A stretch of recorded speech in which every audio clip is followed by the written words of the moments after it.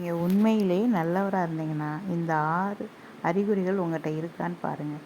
1, மற்றவங்க உங்களை காயப்படுத்தி இருந்தாலும் நீங்கள் அவங்கள போய் காயப்படுத்தினா அதுக்காக நினச்சி வருந்துவீங்கங்க. இது பலவீனம் கிடையாது, உங்களுடைய வலிமையான இதயம். 2 பாராட்டணும், மற்றவங்க நம்மளை புகழணும் அப்படின்னு இல்லாமல் அமைதியாக உதவி செய்வீங்க. இந்த உங்கள் அமைதியான அன்பு தாங்க உங்களோட வார்த்தைகளை விட ரொம்ப சுத்தமானது. 3 பலமுறை மனசு உடைஞ்சிருந்தாலும் அவங்களால நீங்கள் காயப்பட்டிருந்தா கூட அவங்கள நீங்கள் திருப்பி நேசிக்க முடியும் ஆழமாக. உங்கள் உள்ளம் தூய்மையானது. 4, பொய் சொல்கிறது, மற்றவங்களை ஏமாத்துறது, யார் வழியிலையும் போய் ஜெயிக்க மாட்டீங்கங்க. நேர்மையாக இருப்பீங்க, அதுதான் உங்களுடைய உண்மையான பலம். 5, மற்றவங்க வெற்றியை பார்த்து பொறாமப்படாமல் அவங்கள நினச்சி சந்தோஷப்படுவீங்க.